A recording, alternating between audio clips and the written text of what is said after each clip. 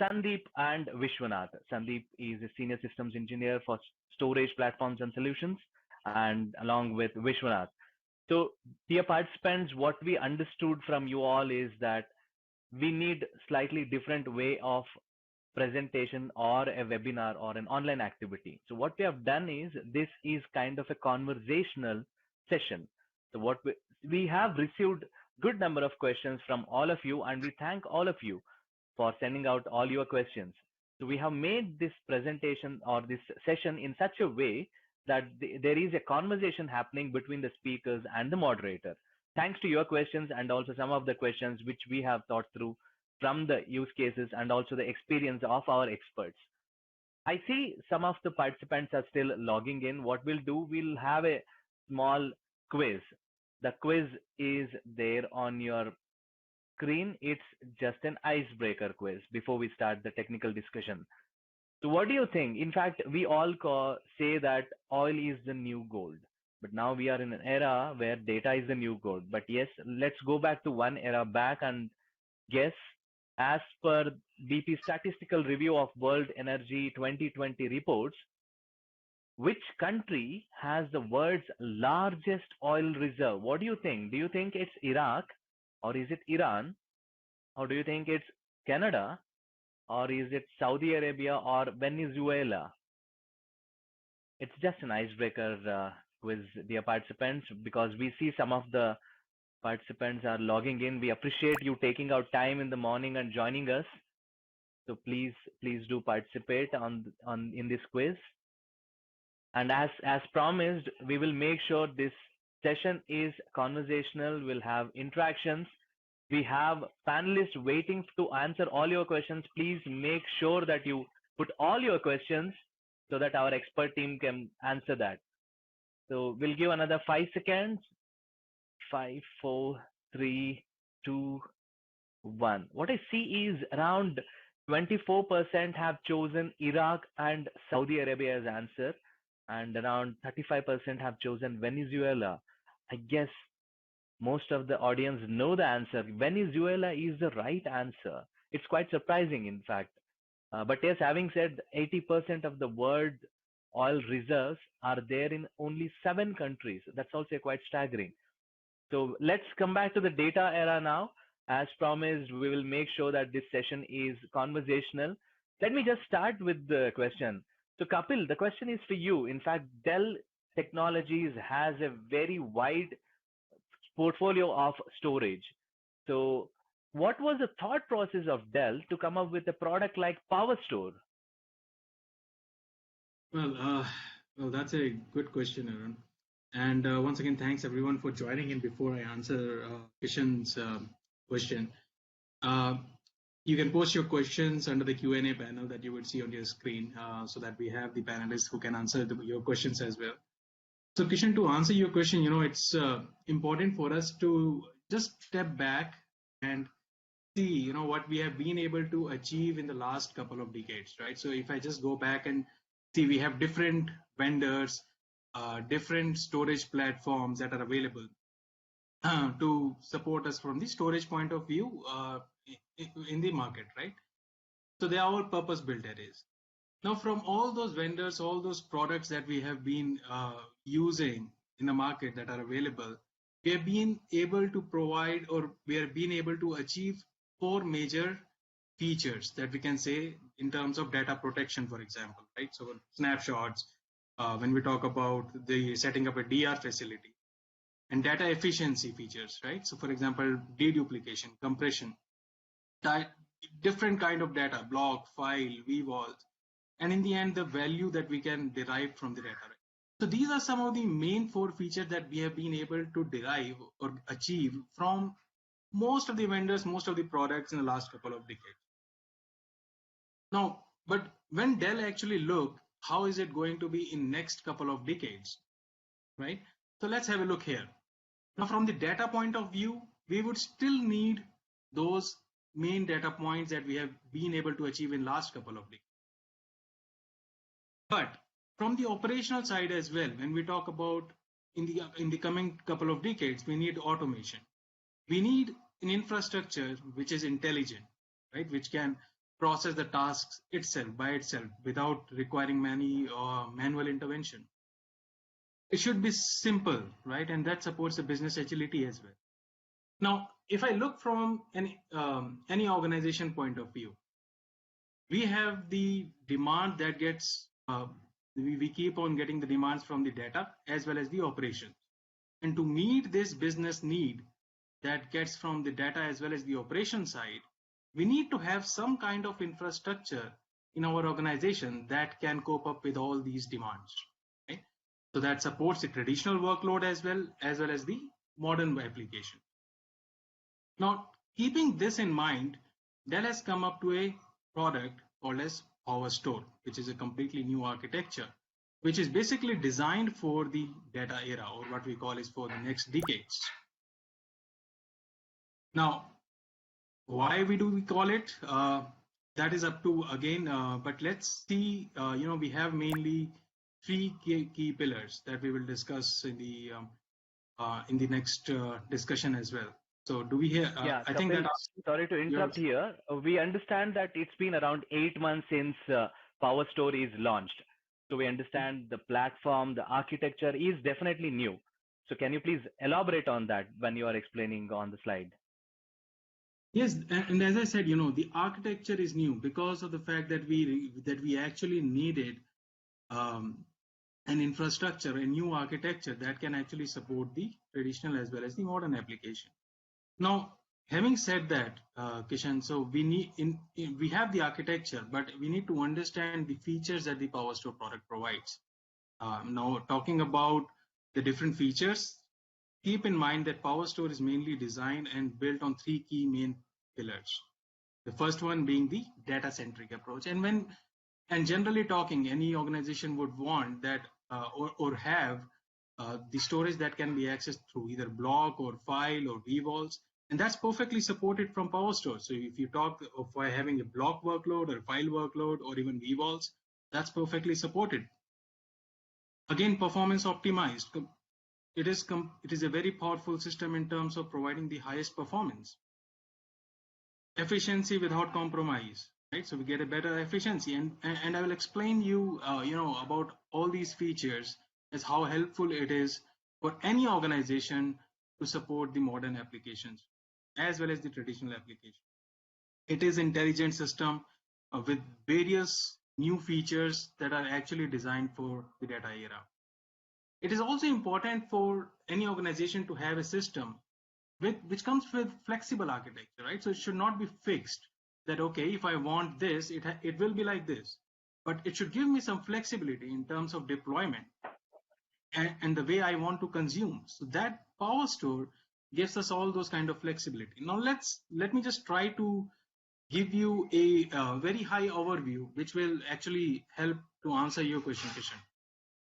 Now, as I said, any kind of workload, right? So let's say me being in an organization, I would like that I need a storage system which can support both block, file, as well as the vVols. I do not need a system separately for these workloads. Let's say today, I have a system and I want to add more capacity, so I should be able to scale up, right? So I can just add more drives, and it doesn't stop here. If down the lane I need more capacity, right, and as well as more compute power, so I can add another system in the same cluster, which helps me with the scale out architecture. Now, it's important to understand the scale up and scale out, but we also need to understand the PowerStore comes with such a kind of flexibility that we can mix and match the models as well in the same cluster, right? So let's say if I have a lower version of PowerStore today, and if I need a higher performance tomorrow down the lane, I should still be able to add that different higher model in the same cluster. So that gives a lot of flexibility in terms of scaling up as well as scaling out. And definitely it is designed for 6 nines of availability.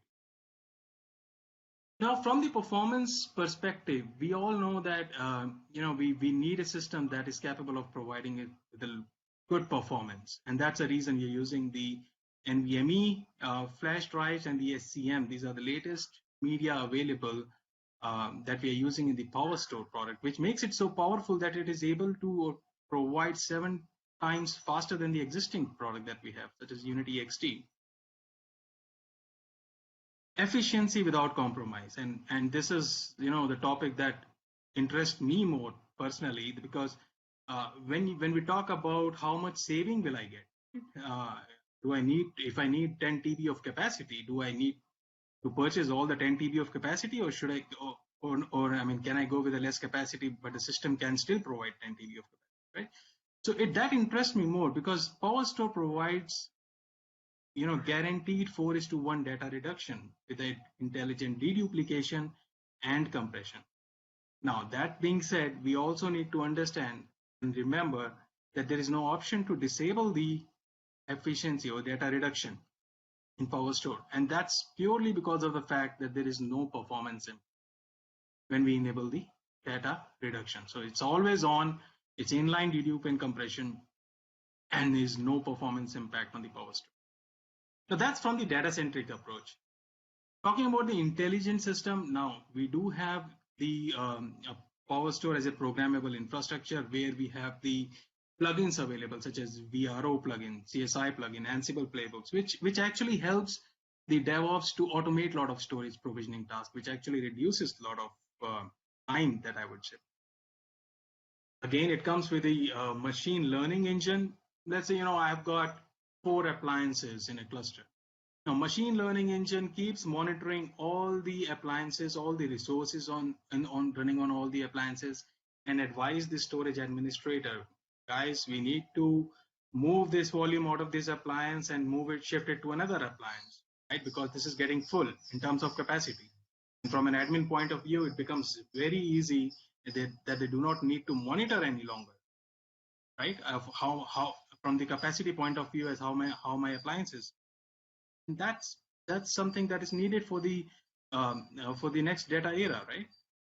Proactive health score, again, when we have the Cloud IQ that is supported with most of the Dell platforms, which gives us a very nice single pane of glass view where we can monitor the storage health of the system. And due to this, we can remove or identify the issues before they can happen. Now, talking about the architecture point of view, right? And that's something that any organization would like to have. Let's say, I still want to run the traditional application. I need a traditional way of deployment. So I can have the PowerStore OS running on the bare metal as well. Now, not only that, I have the hypervisor deployment, where I can install the ESXi on the PowerStore on both the nodes that forms the cluster, and then on top of it, I can run the PowerStore OS in the controller VM, right? So separate services will be dedicated for that PowerStore OS. Now, no, it doesn't stop here. The apps on functionality of PowerStore, which I guess is the best and the only one that in the industry right now, gives you so much of flexibility that I can move my virtual machines, so the workload, which are more storage intensive, right? So I have in my environment, let's say I have the general purpose applications or VMs, and then I have the VMs which require more of storage. So I would prefer to move those VMs which are more storage intensive to run directly on the platform itself, right? Because it's just a VMware ESXi, and I can run my VMs directly on top of it. Now that being said, we have the option of deploying it at the edge location, replicate it to the core location, and integrate it with the. Okay, so Rahul, I have a question to you now with the platform and architecture explained by Kapil. This looks very similar to VxRail, which is the Dell's HCI portfolio, in fact. So can PowerStore be a replacement of Dell's HCI? Is it going away? I mean, would you like to throw some light on that, Rahul? Sure. I'll definitely do that. So when we talk about this adaptable attribute of the PowerStore appliance, and then when we talk about this apps on function, wherein you could actually host the application on the PowerStore appliance, it is but logical to think this solution is a replacement of HCI. But on the surface, it may seem like it's a replacement of HCI, or it may seem very similar to HCI, but I would like to take a step back. I'll talk about the workloads. I'll talk about the workload diversity. What happens when you talk to customers and when you dwell into the customer landscapes, they don't have one single workload. There are multitude of workloads that are hosted with the customers. So to explain that, um, uh, what you have on your screens is one of the explanations. Like in customer environment, majority of the VMs or majority of the workloads are highly virtualized in nature. And when you talk about these VMs, which are 80% virtualized, this tend to be the VMs that run the workloads, which are very compute intensive, meaning the IOs that these applications do are not storage bound, but are CPU bound. So these kind of applications are not going to take up a lot of storage capacity. And these are the kind of VMs that would typically sit on an HCI kind of offering. Now, the remainder of VMs or the applications which are very storage hungry and they may not require very high CPU resources could actually go and sit on external storage. But having said that, when we talk about the system architectures, one is wherein you think about the HCI kind of environment, wherein you have the convergence of network, the hypervisor, the storage, the compute resources. And then you think about the three-tier architectures where you have compute separated from the storage. You have the applications run directly on the compute element, and it connects to the external storage over a networking element. It could be IP or it could be SAN switches. So these VMs, which tend to generate a lot of data and they work with a lot of data processing, are typically apt for the kind of architectures wherein the data is stored on an external storage like PowerStore. And this approach is called, or this architecture is typically referred to a three-tier architecture. Having said that, what Dell Technologies offers is two approaches to this three-tier architecture methodology. Now, when we work with customers, we either advise them to build a three-tier architecture or we suggest them to buy a three-tier architecture, which is plug and play in nature. But before I get there, let's talk about one more element, which is the physical element. Now, there are a lot of workloads in customer environments which are physical, which are bare metal deployments, and these are the kind of applications which cannot be virtualized.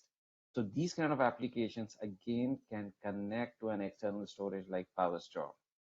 Okay, and it's detrimental to have a three-tier architecture in place for physical applications like your Unix or the applications that typically utilize Unix or AIX operating system, right? And then you cannot ignore the other protocols or other kind of workloads which require file interfaces and object interfaces. The file interface obviously can come and sit on the PowerStore appliance because PowerStore as such is a unified appliance and it offers you the SMB and NFS interface to host your file workloads there. And then when I talk about the buy methodology or the buy approach of a three-tier architecture, uh, we at Dell Technologies offer a solution called as VxBlock. It's a converged infra offering wherein it's a plug and play rack. It's a rack which has compute, networking, and storage resources. If you want to just go on for a greenfield or a brownfield kind of deployment, you know exactly what kind of resources would be required, and you don't want to sweat about what kind of compute resource or which vendor should I invest in for compute, which one should I invest in for storage, which one for networking. You could always buy a plug and play solution like VxBlock and get it implemented in your data centers. Now, what happens is, okay, you see an icon called as Encompass on the top right-hand side corner of my screen. Now, Encompass is a methodology. It's a meticulous methodology that we within Dell Technologies follow and offer it to our customers, wherein what we do is we bring in our own assessment tools, which are proprietary to Dell. We run it on the customer environments, and the output of this Encompass helps customers, or it enables us to advise customers about the workloads on which tier or which architecture should this workload be sitting on.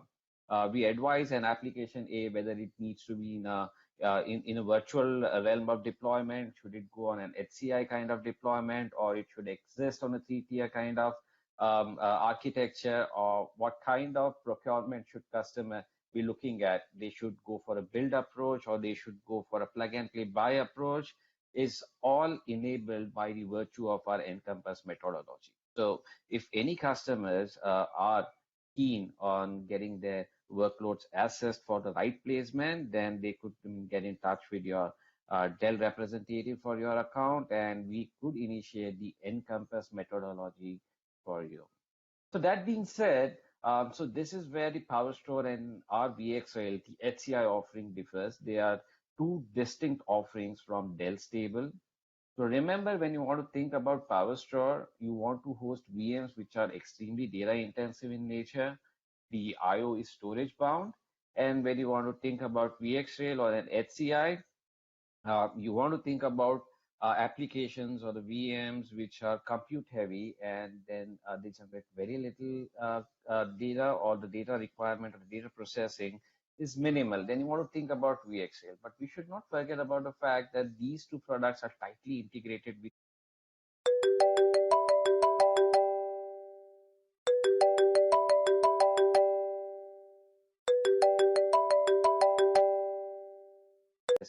across these two platforms.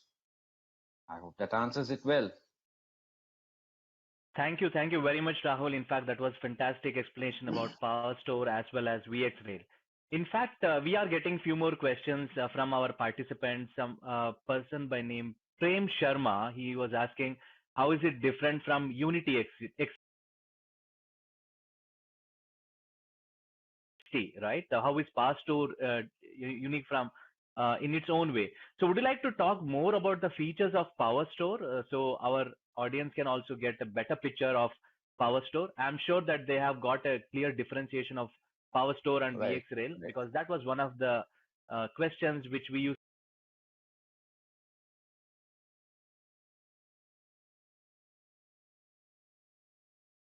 used.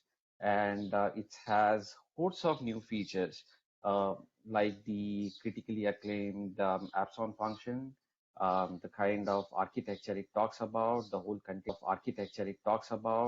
containerized approach within the microcode, which is the enabler of faster innovation for us in terms of each and every service that we have to offer. And then, of course, I do want to talk about a lot of features, but I want to talk about one key feature, which is the dynamic resiliency engine, which is built into the code. It's abbreviated as DRE, and the subtitle is suggesting, as it suggests, it's there for optimizing the performance and availability of the system. And beyond that, it adds to the flexibility, and it's also very detrimental to reducing the dollar per TB cost of your capacity expansion. Now, when we talk about PowerStore, we should not forget about the fact that it's an NVMe storage.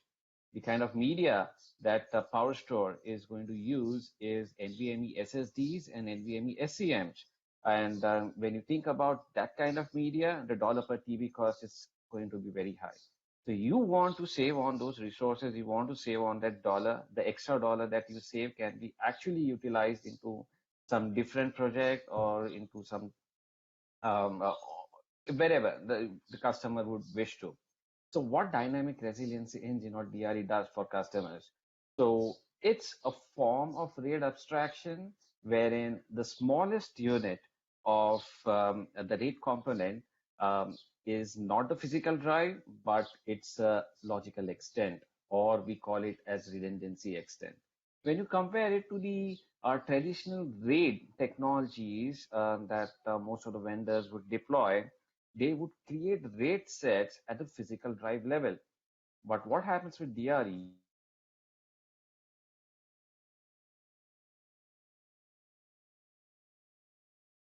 redundant extents. These are logical partitioning on top of the physical drives. Excuse me. Uh, these are the logical um, um, partitions which are carved out on the physical drives. And when we set up a RAID or a RAID set, it is the extent as the smallest unit that goes on to deploy on the physical drive. So when I say the RE engine is working with RAID 5 and the stripe width is 7+1, it essentially means that we are setting up a RAID which utilizes 7 data extents and 1 parity extents. Now, further to that, we also support distributed sparing by virtue of the RE engine. Now, this is a very good part, or when we compare it to the traditional RAID, what happens at a time when there's a drive failure?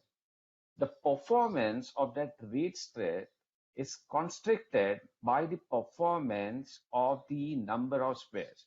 So if you are having 20 drives in a RAID set and you only have one spare, in an event where a drive is failing, the whole load of recreating or moving that data onto that spare drive is restricted to a dedicated parity.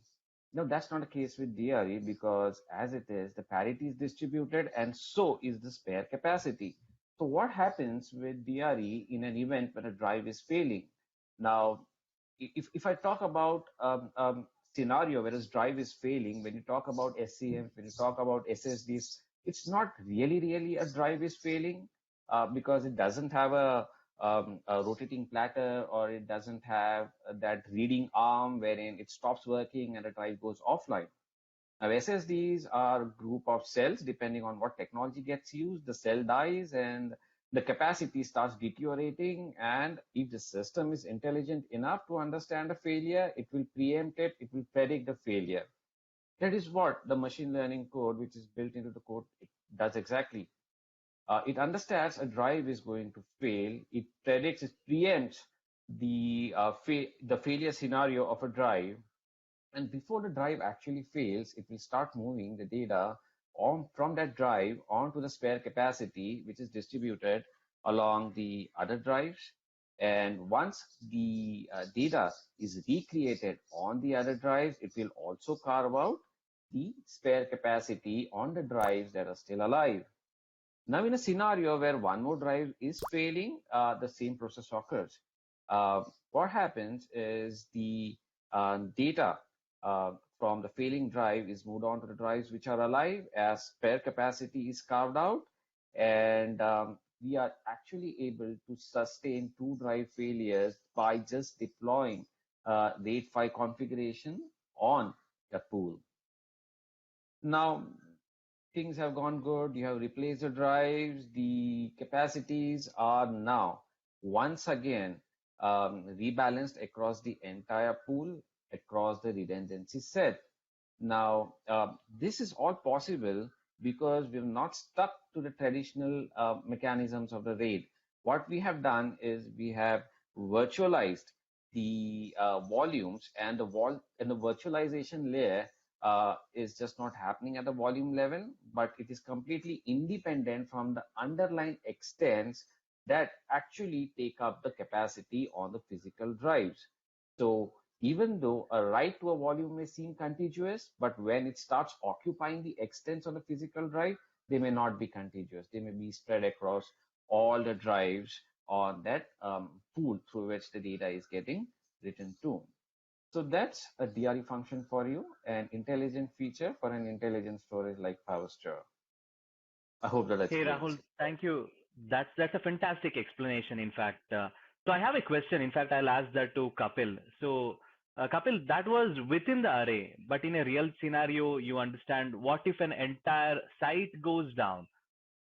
So, would you like to kind of answer that? Yeah, sure. I think that's a very interesting question, and what Rahul just explained, that's very well explained about how do we protect within a system, right? So how the protection works within a system in terms of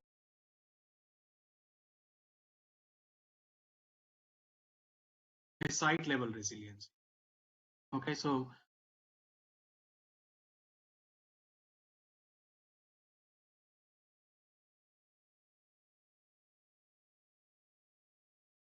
I'm sure we need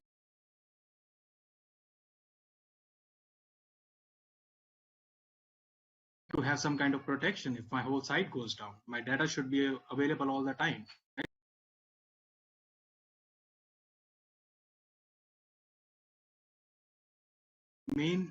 Many failures, but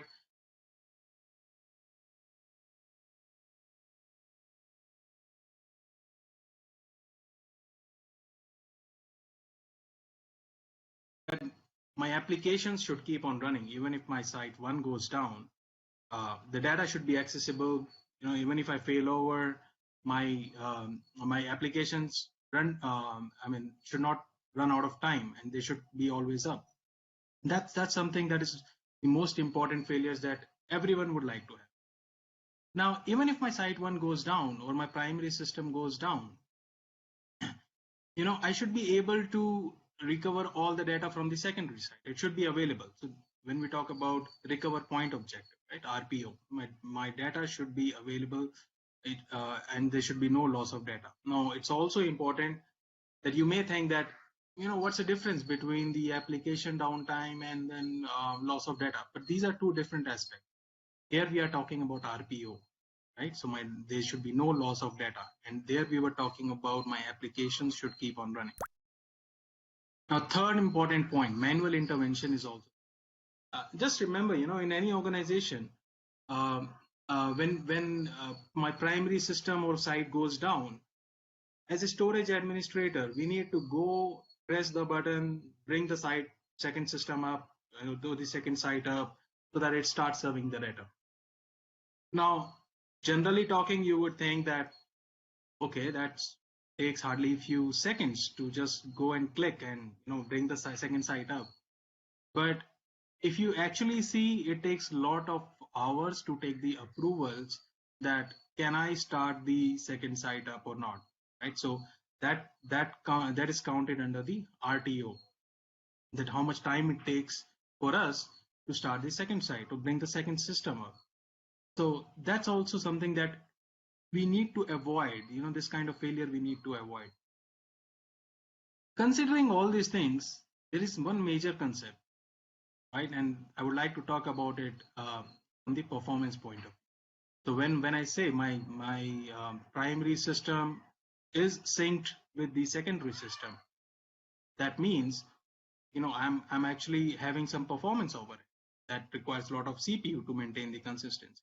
Now let's discuss these four features that we discussed: the application downtime, as I said, manual intervention, loss of data, and performance over it. Now we have different technologies available even right now with different vendors, and they're mostly similar as how it works, such as asynchronous application.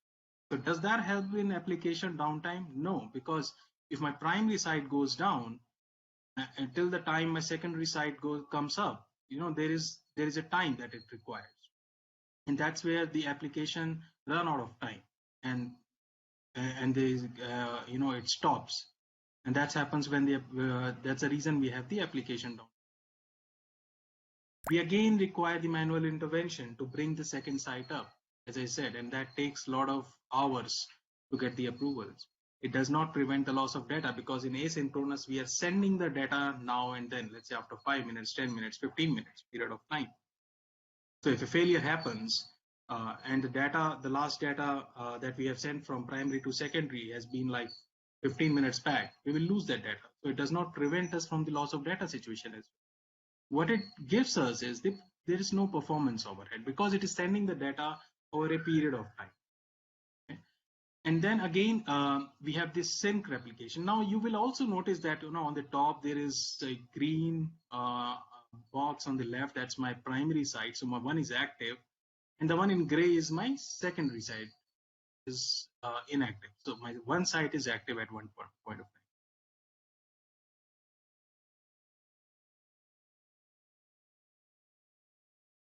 Loss of data, because we are continuously syncing the data from my primary and secondary site, and there is no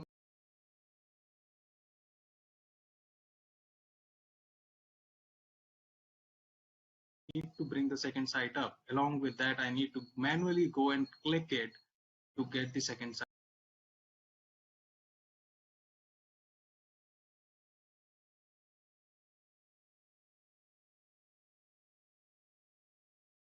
Let's take a step ahead and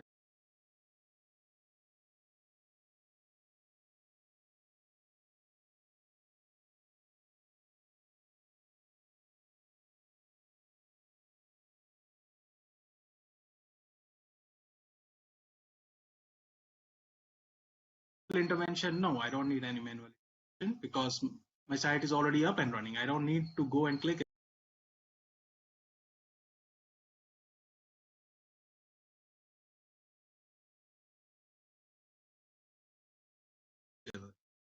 But the only thing is it requires lot of CPU to maintain the IO,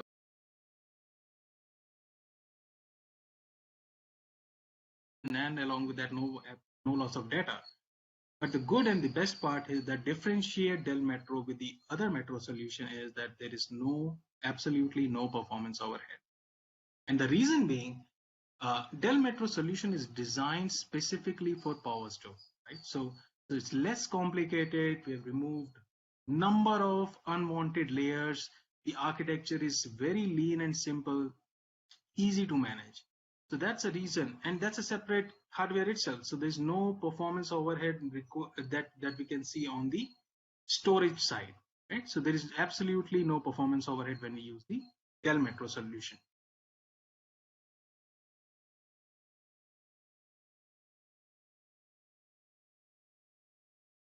Okay, now, and it's also important compared to the async replication or sync replication, right?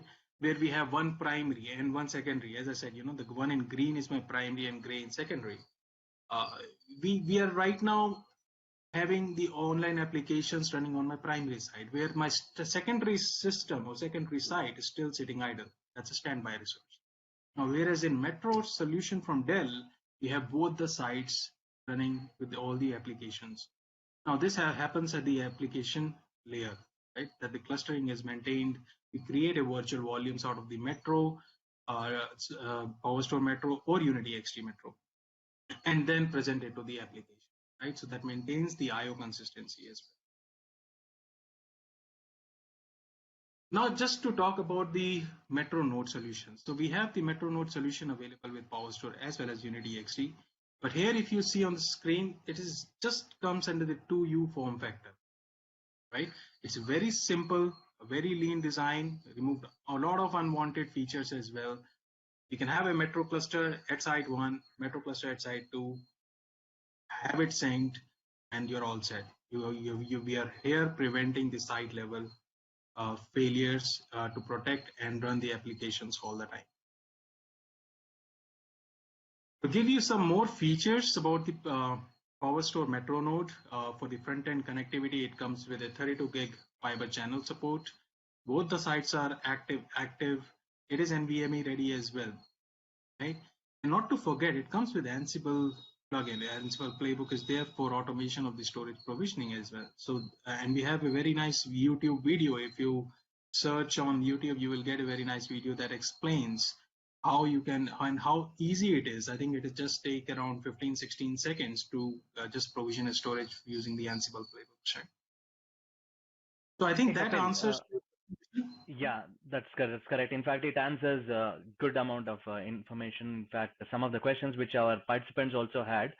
So now I have a question to Rahul. In fact, all these features look very, very interesting.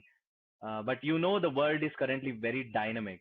How can we take advantage of these features when all are talking about the cloud, the on-prem, the off-prem scenarios?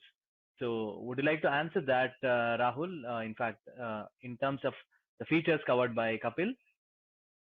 Oh, yes, I do. And just one point, Metro Node as a function is not only restricted to PowerStore now, and it is also available to work with Unity XT. Right. So having said that, to answer that question of yours, I'll try to answer this question in two folds. Now, a lot of customers out there are already on the cloud. They are already thinking about hybrid cloud. Majority of the customers are already using cloud, and that is one part of it. So the question could possibly be, how does PowerStore sit in my scheme of things when I'm thinking about cloud thing or the hybrid cloud journey? And second part is, where do I see this product positioned well? What kind of landscape would I want to use PowerStore? So those two questions and one single answer or one single explanation. So a product which is as versatile as PowerStore, I would say that it's not restricted to any realm of deployment. It's a kind of product that will sit in the edge locations for customer. It could be a part of the full deployments, and it's also enabled to facilitate the customer's hybrid cloud journey. Now, how it does? Let me take one step at a time, and let me first talk about the edge location. When you want to talk about edge location, let us first understand the characteristic of an edge location. Now, if you think about a customer which comes from a BFSI segment, an edge location could possibly be a remote office, a branch office, and on the contrary, if you think about customers that come from manufacturing or oil and gas segment or automotive sector, then the edge location would typically be the manufacturing plants, the oil refineries, difficult to reach spots.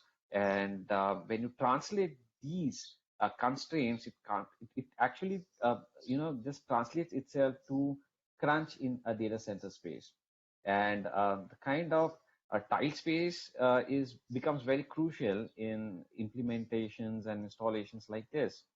So when you think about an edge location, you want to think about PowerStore X solution, because what happens, first is you are eliminating the need to have a separate compute resource to run your application, because PowerStore X appliance can run the applications on top of itself, and you can actually carve out the workload VMs on top of a PowerStore storage, and it being all flash NVMe SCM and NVMe SSD based storage, you could actually crunch 4 times the magnitude of data onto one single appliance. So what you essentially see is reduction of the floor space or rack space up to a magnitude of 70%. And having said that, I want to take a step ahead, and I also want to talk about the characteristics of the applications that run on the edge location. You think about remote offices, you think about this refinery implementation, you think about this manufacturing implementations, unit implementation, you think about warehouse implementation. So what kind of applications typically run in these locations? These are mostly security, surveillance application, IoT kind of applications coming from the manufacturing plant, from the oil refineries. So the devices are sending very large, steady stream of data to these applications. And typically, these applications would fall in the category of analytics, wherein a lot of machine data is being sent by all of these components. And not all the data will be required for the customers to save, but you want to run analytics on them, squeeze out the value, and then actually save the data which holds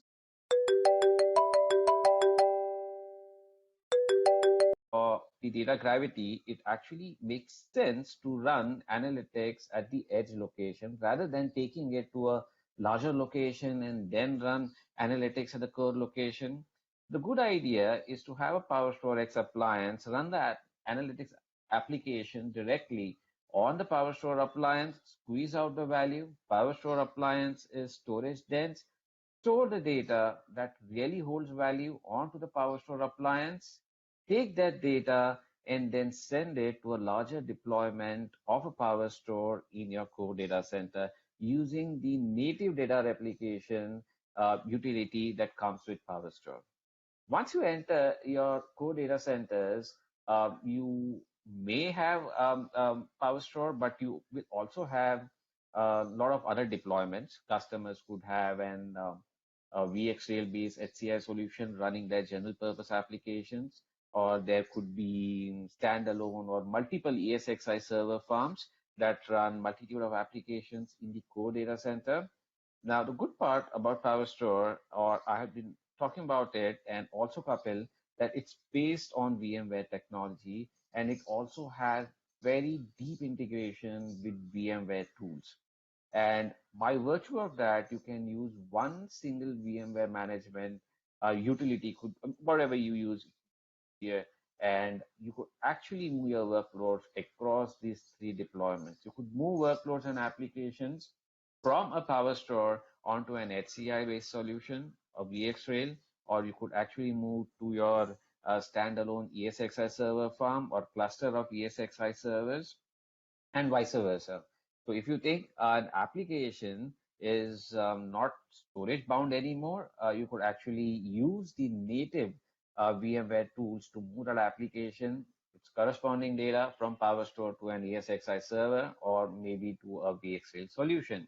And while we do so, the PowerStore appliance, which is sitting in your data center, can also provide external capacity to your bare metal applications over FC or iSCSI interface. Now, taking a step ahead and talking about the cloud dreams or the hybrid cloud journey that the customers want to undertake, you could actually use the VCF or the VCF tools. VMware Cloud Foundation is actually deeply integrated with all our technologies that are offered from a storage perspective, and you could use the native tools of extending the workload from your PowerStore onto the VMware instance in the AWS cloud, and vice versa. And then we are very soon going to come up with one more option. We are in the process where we are shortlisting the cloud storage service vendors who can host the PowerStore appliance for you. So you don't end up buying the actual rack, actual PowerStore system, but the PowerStore system would be hosted by someone else for you. And from your core location, you could actually replicate or use the native replication utility of PowerStore, move that workload onto that cloud storage service vendor's PowerStore, and you end up paying only whatever the agreement or the service level would be. It could be dollar per IOP or dollar per TB, depending on what and how much storage and the services you are utilizing from the cloud storage services. So hang around, you'll see an announcement coming soon from Dell Technologies about the choice of these vendors. So this is how we fuel the cloud dreams of the customer.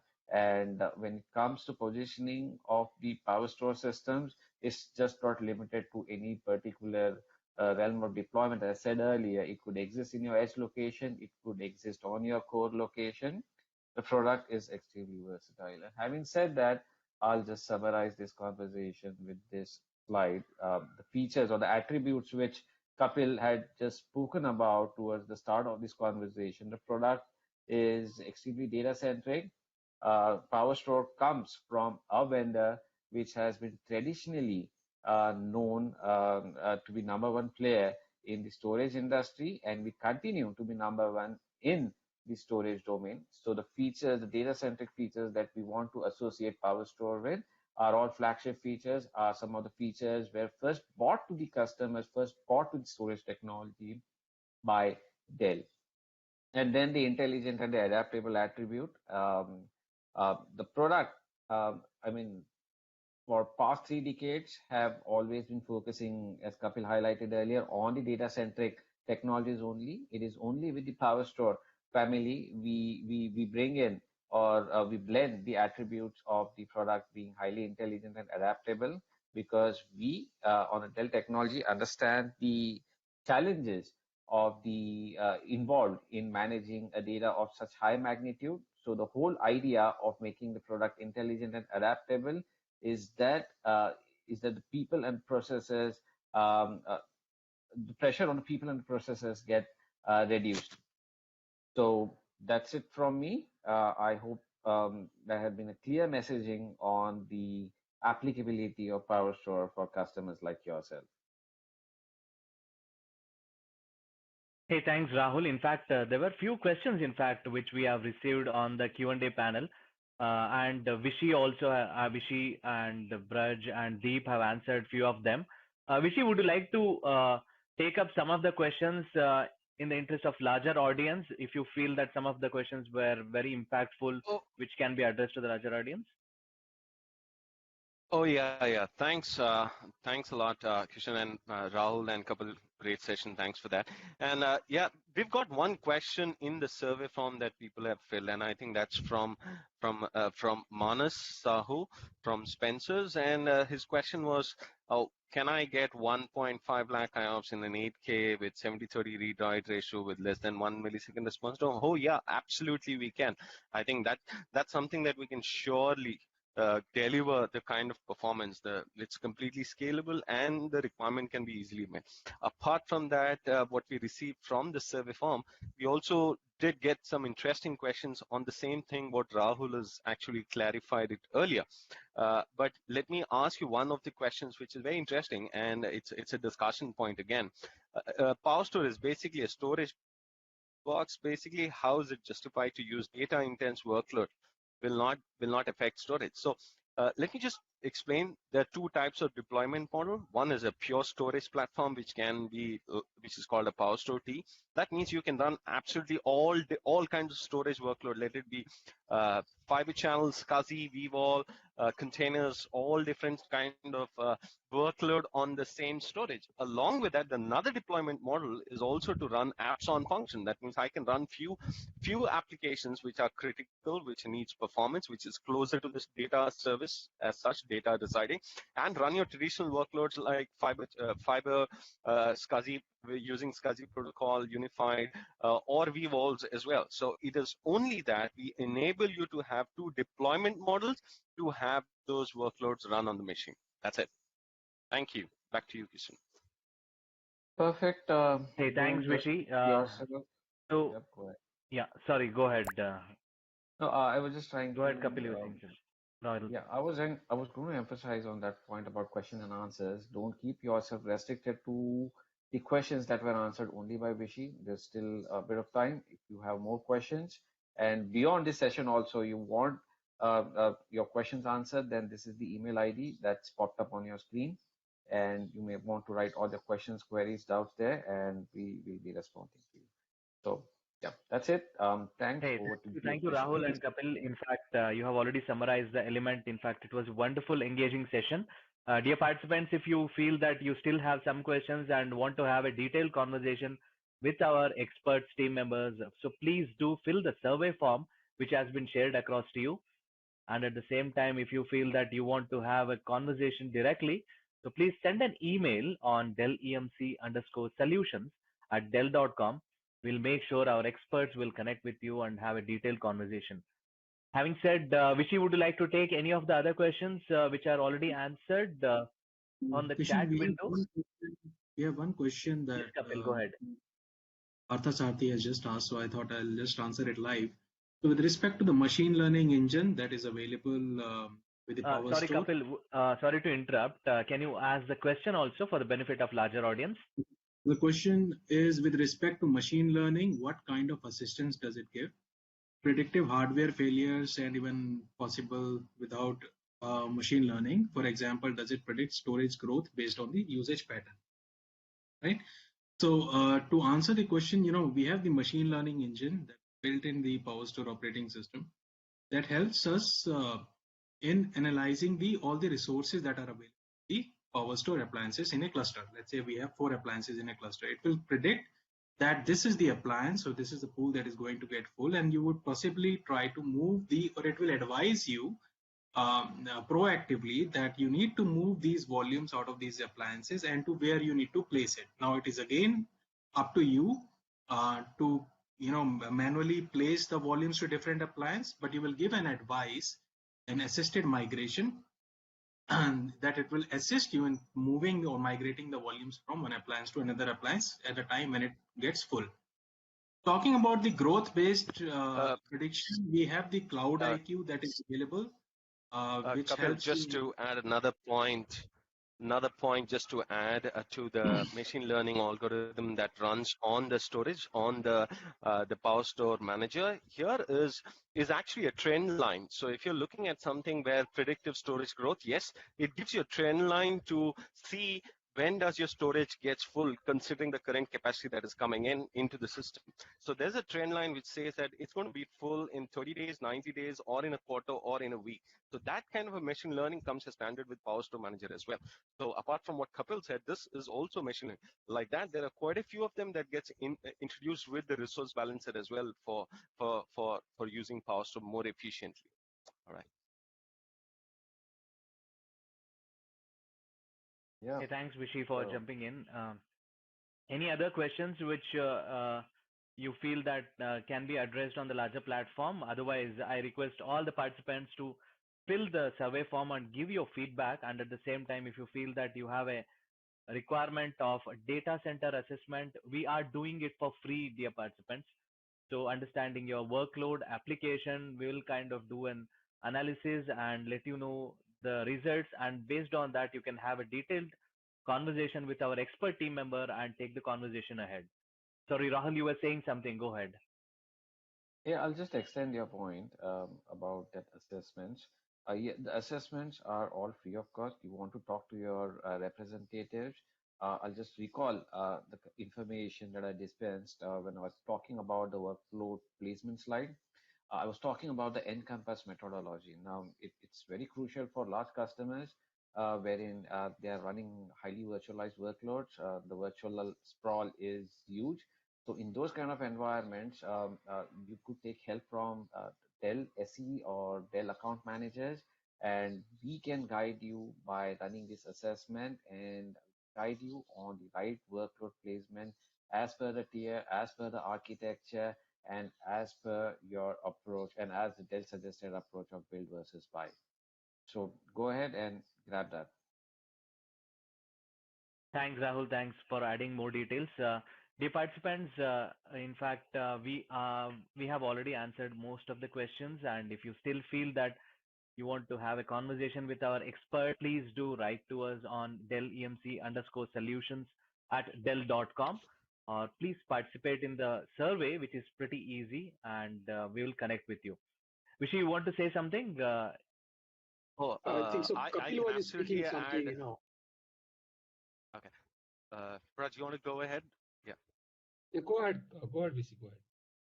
Okay. Just that that's something that I love talking about what just Rahul said, and I think I just want to add one additional point to what Encompass does. See, there's an absolutely a scientific way to actually put your right workload at the right platform. Like you may would like when you're looking to consider a hyperconverge, or are you thinking, should I look at a 3-tier architecture? Should I look at a 2-tier architecture? What workloads places the best for performance and scale that you would like to is where the Encompass will give you a clear direction. And there's a proper scientific documentation where I can actually we run an algorithm across all the VMs that's been run, and we define you saying that these are more outliers which can be run more on your traditional storage landscape 3-tier architecture and more of a HCI. So we're not saying that both it is either or, but it is how do we coexist together. So it's a great tool that you should be leveraging. So please reach out to us. We use the same live optics to build that across and give you an insight of your own data. Thank you. Thanks, Vishy, for detailed explanation on that. Braj, would you like to say something? Because I heard you were trying to say. Yeah, I was just saying that Kapil was explaining about the Cloud IQ. I would request Kapil, please, probably you can go ahead and complete that Cloud IQ explanation, because the question what it was asked by Partha Sarthi, right? There was one portion where he was asking about that predictive storage growth based on the usage pool pattern and all, right?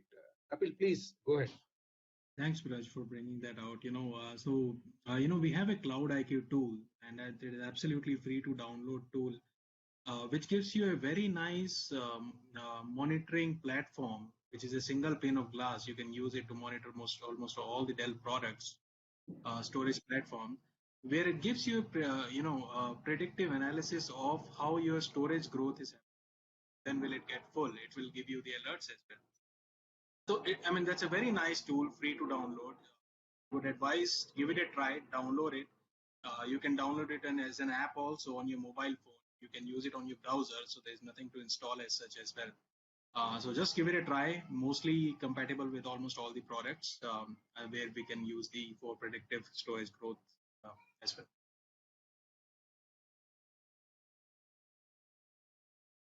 Thanks, Kapil. So, dear participants, we are on time, in fact. So, we'll wrap this session now. Thank you very much, Rahul. Thank you very much, Kapil. And thank you very much, all the panelists, Vishy, Sandeep, Braj, and also Deep.